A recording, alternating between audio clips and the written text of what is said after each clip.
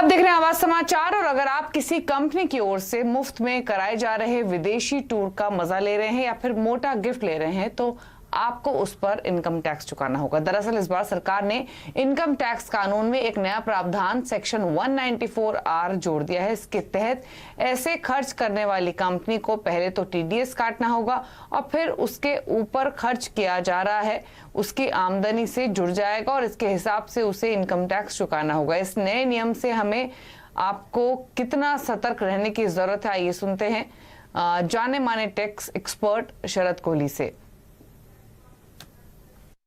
जो कंपनियां business promotion के तौर पर अपने एजेंट्स को, स्टॉकिस्ट को, होलसेलर्स को, जितने भी उनके आगे पूरी सप्लाई चेन है, उनको इंसेंटिव के रूप में गिफ्ट देती थी, उदाहरण के तौर पर फॉरेन ट्रिप्स देती थी या कोई और ऐसा टेलीविजन, मोबाइल फोन, ये बहुत आम देखा जाता है। अगर वो देती थी उसकी वैल्यू पर अब 10% टीडीएस कंपनी को काटना होगा। कंपनी के लिए तो कोई लिमिट नहीं है। अगर कोई इंडिविजुअल बिजनेस करता है या कोई प्रोफेशनल अपना प्रोफेशन चलाता है, वो भी ऐसा अगर आगे कोई गिफ्ट देता है तो उसमें ये सीमा रखी गई है कि अगर 1 लाख तक आपकी टर्नओवर है उस प्रोफेशनल की, उस बिजनेसमैन की, तो आपको ये टीडीएस काटने की जरूरत नहीं है। प्रोफेशनल के लिए सीमा 50 लाख रखी गई है और गिफ्ट की वैल्यू अगर 20,000 रुपए से कम है तब भी आपको ये टीडीएस नहीं काटना। अगर ये सब नहीं है, बाकी सब केसेस में आपको सेक्शन 194R के अंतर्गत उसकी वैल्यू के बराबर 10% वैल्यू कैलकुलेट करके उसका 10% टैक्स काटकर आपको जमा करना पड़ेगा। तो आपने पूरा समझा कि ये जो नया कानून लागू हुआ है उसका क्या इम्पैक्ट होगा। लेकिन आगे बढ़ेंगे, एक और इम्पोर्टेंट खबर वो है स्कूल से जुड़ी हुई। केंद्र सरकार से जल्द ही सभी राज्यों को स्कूल खोलने को लेकर हरी झंडी मिल सकती है। सोर्सेस के मुताबिक जो जानकारी मिली है उसके हिसाब से केंद्र सरकार मानती है कि कोविड कंट्रोल में है तो स्कूल खोलना जरूरी है। डिटेल्स देते हैं दीपाली नंदा से। दीपाली, बताइए क्या तैयारी है सरकार की या फिर क्या विचार है स्कूल खोलने को लेकर केंद्र सरकार का? देखिए, हाल ही में केंद्रीय स्वास्थ्य सचिव की तरफ से सभी राज्यों और केंद्र शासित प्रदेशों को चिट्ठी लिखकर कोविड प्रतिबंधों में ढिलाई देने के निर्देश दिए गए थे और अब हमें ये एक्सक्लूसिव जानकारी मिल रही है। इसके बाद जल्द ही केंद्रीय स्वास्थ्य मंत्रालय की तरफ से राज्यों और यूटीज को स्कूल खोले जाने के लिए दिशा निर्देश जारी किए जा सकते हैं। ये फैसला इसलिए अहम है क्योंकि अब तक केंद्र सरकार ने ये राज्यों पर छोड़ा था कि वो कोविड की सिचुएशन को देखते हुए अपनी जगह पर स्कूल खोले या ना खोले, ये राज्यों पर निर्भर करता था। लेकिन अब केंद्र सरकार, केंद्रीय स्वास्थ्य मंत्रालय भी चाहता है कि जिस तरह से कोविड की स्थिति अभी सामान्य होती हुई दिखाई दे रही है और ऐसे में अगर हम नए वेरिएंट की बात करें तो उसकी अनिश्चितता से भी इनकार नहीं किया जा सकता। तो किसी भी तरह की और देरी ना हो कोविड की वजह से बच्चों के स्कूल खोले जाने के लिए, इस लिहाज से ये चिट्ठी राज्यों को लिखी जाएगी। मैं आपको बता दूं, हाल ही में स्वास्थ्य मंत्रालय ने एजुकेशन सेक्टर के एक्सपर्ट और एनसीडीसी के साथ एक अहम बैठक की है और जिसमें एक मत यही निकल कर आया है कि जल्द से जल्द स्कूल खोले जाने चाहिए। शुक्रिया आपका दीपाली डिटेल्स बताने के लिए। तो स्कूल खोलने की तैयारी जल्द से जल्द ज्यादातर राज्यों में। और क्रामलन संकट के सुलझने पर कंफ्यूजन और वीकली एक्सपायरी से बाजार आज दायरे में घूमता रहा। उतार चढ़ाव के बीच बाजार फ्लैट बंद हुआ। सेंसेक्स 105 पॉइंट गिरा, निफ्टी 18 पॉइंट गिरकर 17,305 पर क्लोज हुआ। पावर एफएमसीजी स्टॉक्स में कुछ खरीदारी रही, लेकिन क्या हाइलाइट्स रही, सुमित से जानते हैं। सुमित, बताइए पहले तो आज वीकली एक्सपायरी के दिन काफी रेंज बाउंड मोमेंटम देखने को मिला, क्या की हाइलाइट्स थी? देखिए, आमतौर पे बाजार में जब वीकली एक्सपायरी होती है तो थोड़ा वोलेटाइल सेशन देखने को मिलता है, लेकिन आज बिल्कुल ही रेंज बाउंड सीमित दायरे के अंदर बाजार कामकाज करते हुए दिखाई पड़े। और ना केवल फ्रंट लाइन इंडेक्स बल्कि mid cap, small cap, Nifty bank, ये सभी वो इंडेक्सेस थे जो कि आज रेंज बाउंड ट्रेड कर रहे थे। एक समय में निफ्टी बैंक में जरूर गिरावट गहराई थी, लेकिन वो भी थोड़ी सी ईज आउट हुई, फिर बाद में वो भी फिजल आउट होते हुए दिखाई पड़े, लेकिन एक रेंज के अंदर ही मोरलेस आप मार्केट्स को मान के चले। थोड़ी बहुत खरीदारी आज एफएमसीजी स्पेस में थी, पावर स्पेस के अंदर देखने को मिल रही थी, लेकिन आज प्रेशर था मेटल में, बैंक्स में, आईटी में, इसके अलावा ऑटो में। ये कुछ ऐसे नाम है जहां पर अलग अलग सेक्टर, सब सेक्टर के अंदर दबाव देखने को मिल रहा था। एफ&ओ साइड पर भी कई सारे शेयर से जहां पर प्रेशर था और बाजार जानकार मान भी रहे थे कि निफ्टी के अंदर जो एक रेंज रहेगी वो करीब करीब 17,300, 17,400, 17,450 की रेंज के अंदर ही कहीं कामकाज होता हुआ दिखाई पड़ेगा। तो बाजार ने मोरलेस उसी रेंज के अंदर आज दिन भर में कामकाज करते हुए दिखाया। भी स्टॉक स्पेसिफिक देखें तो कहां रहे मूव्स? देखिए, अगर इंडिविजुअल स्टॉक स्पेसिफिक बात की जाए तो आज निफ्टी के टॉप गेनर्स में एफएमसीजी से टाटा कंज्यूमर एक लंबे अंतराल के बाद इसका नाम एफएमसीजी के टॉप गेनर्स में आता हुआ दिखाई पड़ा। एचडीएफसी लिमिटेड बढ़िया शॉर्ट कवरिंग जारी है। ओएनजीसी 2% के आसपास का उछाल और लगातार तीसरा दिन, जबकि रिलायंस इंडस्ट्रीज मार्केट की तेजी में पार्टिसिपेट कर रहा था। 1.5% का कंट्रीब्यूशन यहां से भी आया। निफ्टी लूजर्स में आज आईसीआईसीआई बैंक करीब 2% नीचे, अल्ट्राटेक सीमेंट 2% नीचे, एक्सिस बैंक 2% नीचे और इंडसइंड बैंक करीब 1.5% की बिकवाली यहां तो दिखाई पड़ी। यानी कि 4 में से 3 लूजर जो थे वो बैंकिंग स्पेस से थे। मिड कैप गेनर्स में श्रीराम ट्रांसपोर्ट एनबीएफसी स्पेस का लगातार दूसरा दिन, जबकि खरीदारी कमिंस करीब 2% ऊपर, स्पेस इंडस्ट्री में 2.5% का उछाल और एचएल मोलस फ्लैट टू पॉजिटिव टोन पर यह बंद होता हुआ दिखाई पड़ा। मिड कैप लूजर्स में भारत फोर्ज, मनापुरम, आरईसी और एम&एम फाइनेंशियल कुछ नाम जहां पर बिकवाली। एम&एम फाइनेंशियल कल के जोरदार तेजी के बाद आज कुछ हद तक प्रॉफिट टेकिंग में आता हुआ दिखाई पड़ा।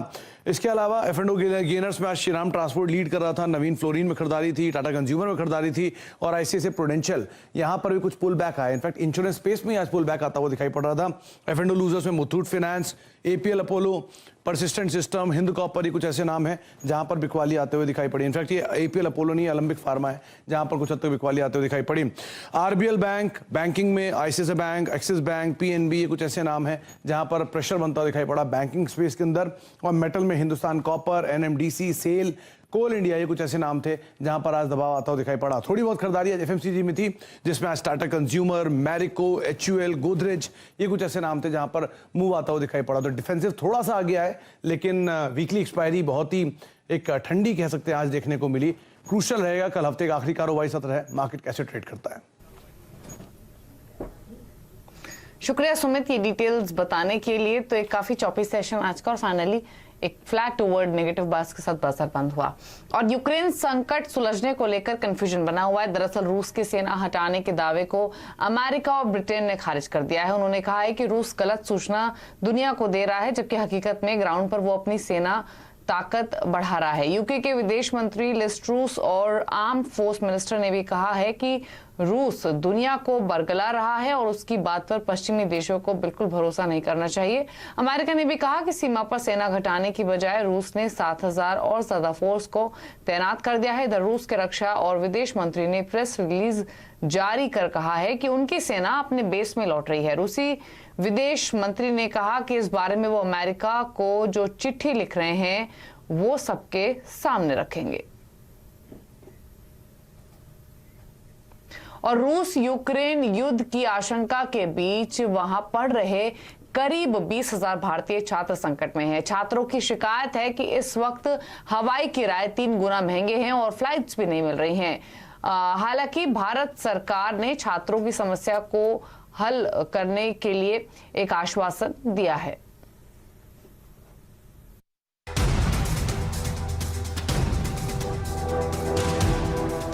रूस यूक्रेन सीमा पर युद्ध का माहौल है और यूक्रेन में फंसे भारतीय छात्रों के मन में तनाव।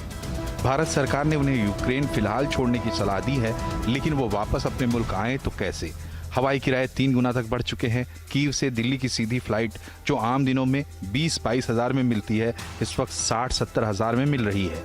बावजूद इसके फ्लाइट मिलना मुश्किल है क्योंकि एयरलाइंस आखिरी समय में फ्लाइट कैंसिल कर रही हैं। Due to the tense week जो नॉर्मल फ्लाइट्स थे आइदर वो कैंसिल हो चुके थे या जो बचे कुछ एक दो एयरलाइंस थे उनके fare minimum to minimum 3 to 4 folds increase हो गए थे। हर साल हजारों भारतीय छात्र मेडिकल और इंजीनियरिंग की पढ़ाई करने यूक्रेन जाते हैं। युद्ध की आशंका की वजह से छात्रों को अपनी पढ़ाई बीच में ही छोड़नी पड़ेगी। छात्रों ने अपनी यूनिवर्सिटी से कक्षाएं ऑनलाइन करने की मांग की है, मगर अधिकतर यूनिवर्सिटी ऑफलाइन कक्षाएं ही चला रही हैं। कोविड की वजह से ऑनलाइन है अभी, फिर कुछ दिन के बाद ऑफलाइन हो जाएगी। यूनिवर्सिटी ने कंफर्म किया है कि क्लास ऑफलाइन हो जाएंगी। If the situation goes bad, if we have to evacuate or we have to go back to India। वैसे छात्रों की गुहार सुनते हुए भारतीय सरकार ने उनकी सुरक्षित वापसी के प्रयास तेज कर दिए हैं। विदेश मंत्रालय ने यूक्रेन में मौजूद भारतीय दूतावास में स्पेशल कंट्रोल रूम बना दिए हैं। साथ ही हेल्पलाइन नंबर भी जारी की गई है। नागर विमानन मंत्रालय ने भारत यूक्रेन के बीच उड़ानों की संख्या संबंधी प्रतिबंध हटा लिया है। साथ ही देशों के बीच ज्यादा से ज्यादा फ्लाइट्स का इंतजाम करने का भी आश्वासन दिया है। रोहन सिंह, दिल्ली। और हरियाणा में निजी नौकरियों में स्थानीय लोगों के लिए 75% आरक्षण का रास्ता साफ हो गया है। सुप्रीम कोर्ट ने पंजाब और हरियाणा हाई कोर्ट के उस आदेश को रद्द कर दिया है जिसमें इस पर रोक लगाई गई है। सुप्रीम कोर्ट ने हाई कोर्ट को 1 महीने के अंदर इस मुद्दे पर फैसला करने के लिए कहा है और राज्य सरकार को फिलहाल नियोक्ताओं के खिलाफ कोई कठोर कदम नहीं उठाने का निर्देश दिया है। हरियाणा सरकार ने 30,000 तक सैलरी वाले निजी क्षेत्र की नौकरियों में प्रदेश के निवासियों को 75% आरक्षण का प्रावधान किया था, जिस पर पंजाब हरियाणा हाई कोर्ट ने 3 फरवरी को रोक लगा दी थी।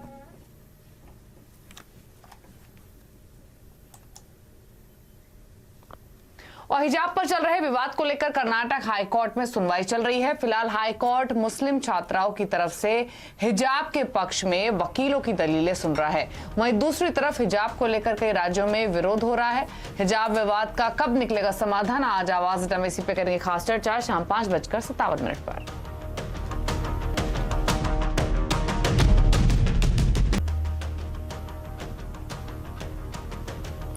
आप देख रहे हैं आवाज समाचार। और इन दिनों फलों की खेती करने वाले किसान नए तरह की समस्या से परेशान है। री एक्सपोर्ट के नाम पर ऐसे देश से फल इंपोर्ट किए जा रहे हैं जहां से इंपोर्ट प्रतिबंधित है। इसमें सरकार को भी नुकसान हो रहा है। पूरा मामला समझते हैं मनीष देसाई से। मनीष, बताइए क्या है पूरी ये कहानी?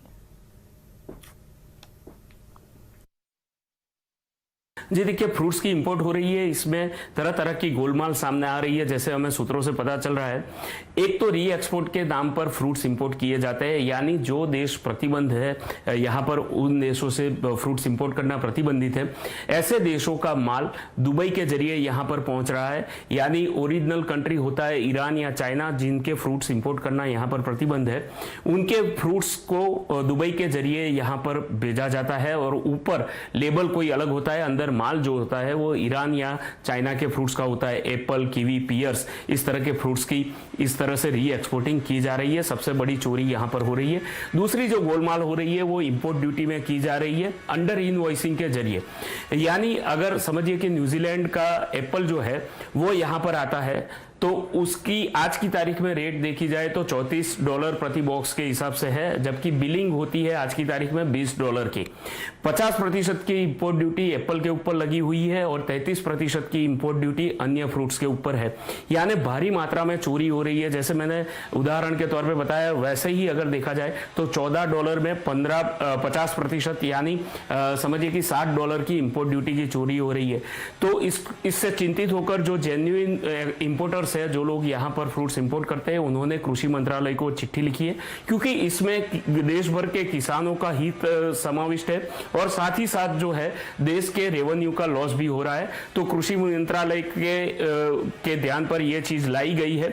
जल्दी ही एक्शन हो ऐसी उम्मीद कर रहे हैं इंपोर्टर्स। खासकर चेन्नई, मुंबई और गुजरात के पोर्ट्स के ऊपर इस तरह की धांधली के मामले देखे जा रहे हैं। शुक्रिया आपका मनीष, डिटेल्स बताने के लिए। तो ये है पूरी डिटेल। लेकिन आगे बढ़ेंगे और अब बात करेंगे चुनावी दंगल की।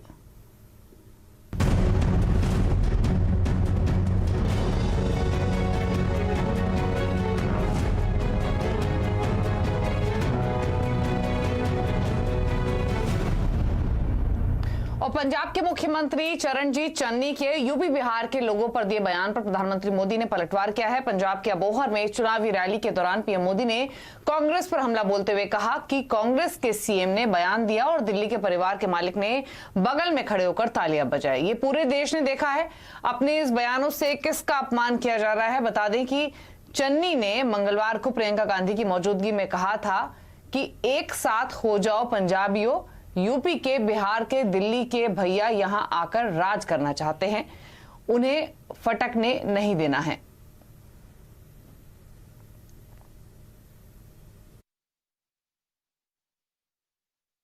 कांग्रेस हमेशा से एक क्षेत्र के लोगों को दूसरे से लड़ाती रहती है ताकि उनकी गाड़ी चल जाए। ये कांग्रेस के जो मुख्यमंत्री ने जो कल बयान दिया है और जिस पर ये दिल्ली का परिवार है उनका मालिक, वो बगल में खड़े रह करके तालियां बजा रहा था, बताइए। और ये पूरे देश ने देखा है। अपने इन बयानों से ये लोग किसका अपमान कर रहे हैं?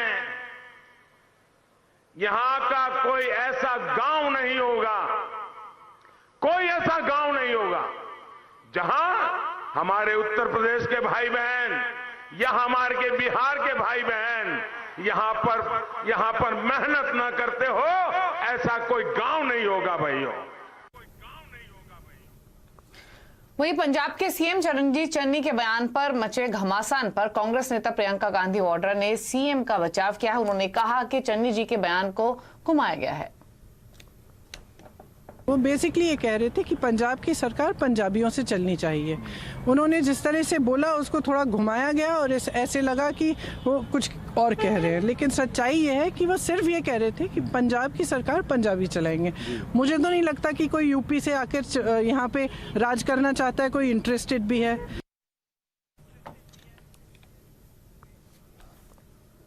और सावधान हो जाइए, क्योंकि हो सकता है आपके पैन डिटेल से किसी ने पर्सनल लोन ले रखा हो। जी हां, आपको सुनने में थोड़ा अजीब लगेगा, लेकिन इस तरह का फर्जीवाड़ा हो रहा है। क्या है ये पूरा खेल? देखिए आज कंज्यूमर अड्डा में शाम 5:27 पर आपके पैन पर दूसरे को लोन।